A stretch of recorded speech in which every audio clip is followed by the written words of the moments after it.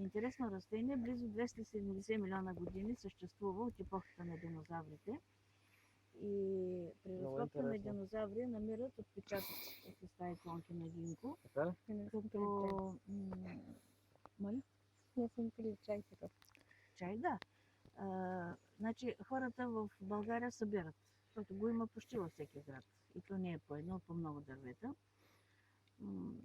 Събират листата есента, когато опадат от дърветата, Сухи вече. защото тогава най-лесни за събиране. Да. А всъщност трябва да се събират май и юни, когато са още зелени на дървото. Това е периода на цъфтеж на растението. Пълни със сок.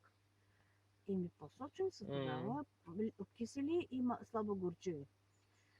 Не само с сок, те са полезни тогава с съдържанието на сок. Да, не? Нали, защото когато пожълтеят, част от Те веществата вече вече са ги изсъхнали, няма. да. Полуизсъхнали, но и полезните вещества вече са се върнали Обратно в корена.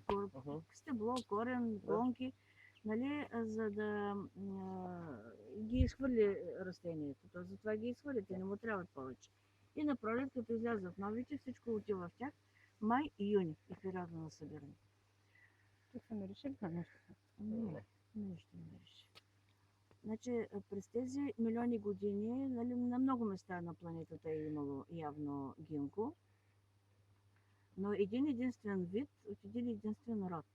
Няма други. Вие сте го изправили с водата. Изправихме го, защото му се наведе върха нататък. Много е слаб някакси и затова така го вързахме. 3000 годишни дървета са се съхранили около храмовете в Китай и там са от векове се използва като лечебно действие, лечебно средство.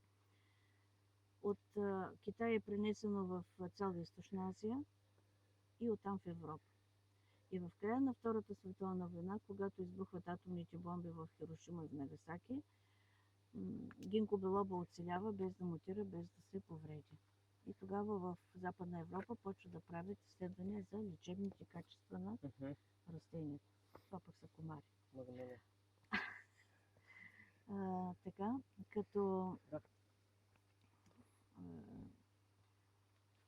много добър антиоксидант, повишава устойчивостта на имунната система и прави еластични стените на кръвоносните съдове.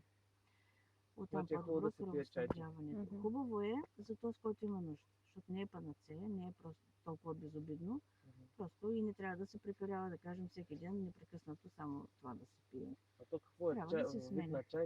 А когато са зелени листата, могат да се ядат. Те са кисели и слабо горчиви. Те са много приятни за ядене. Когато обаче изсъхнат, се прави чай с 80 градуса във вода. Водата трябва да бъде момента преди завирането.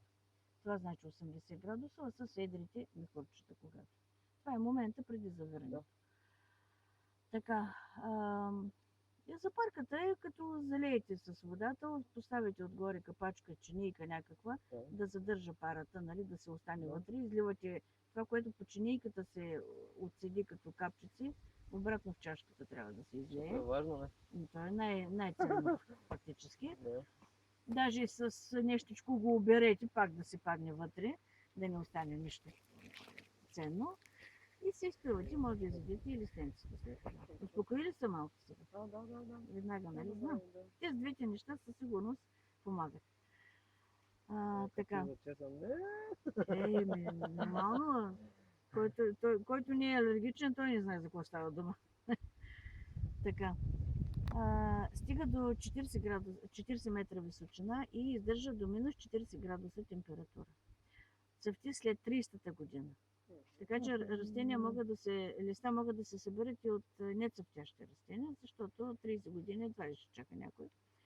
Но ще кажа, мъжките имат цвят като ресата на бреза, женските невзрачен, дребен цвета. И така. А на колко години? Ами към 15 години. Да. Не останало. Още малко. Да. Ще доживеем. До 15 години ще доживеем. И така, просто едно интересно растение, лечебно като билка. Цитрусово растение. Ама то си леле, има си големи плодове. Има и 3 плода даже има.